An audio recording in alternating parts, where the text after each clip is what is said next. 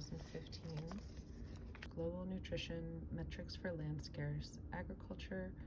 Nutrient content must be better integrated into planning. So I just took a quick read over of this, and what I got is that over the last 60 or so years, the amount of grains that we produce has drastically increased, and this has to do with meeting the population growth needs, and it also has to do with how much corn goes to feeding livestock. And I'm not saying that we shouldn't, I'm not a vegetarian or vegan, and I'm not saying we should be, but this is really interesting. And it's fine if you are, but that's not what I'm commenting on, okay?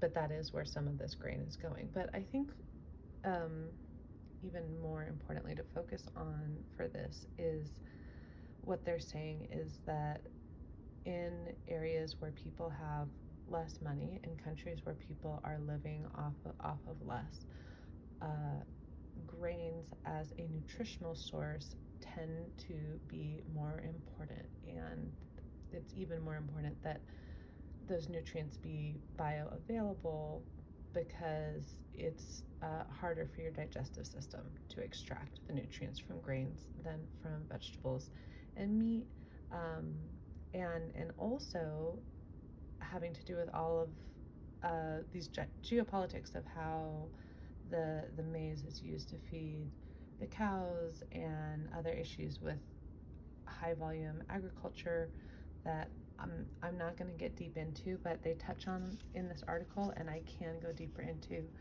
if you want, like things like the way that the nutrition available to the plants and the soil is degraded, and more sustainable practices. That's a really interesting topic. Okay, the key thing is that we can't just measure the volume of grains and say these folks have access to enough food to be well, because it's just not true. And what they're saying is that because the diversity of the types of grains available to people who depend on grains for their nutritional value has decreased, as well as the nutrients available in them have decreased. And there's also this aspect where the types of grains that people who depend on grains most for nutrition, the types of grains they have access to, are also not as nutrient dense. They mentioned not as much iron.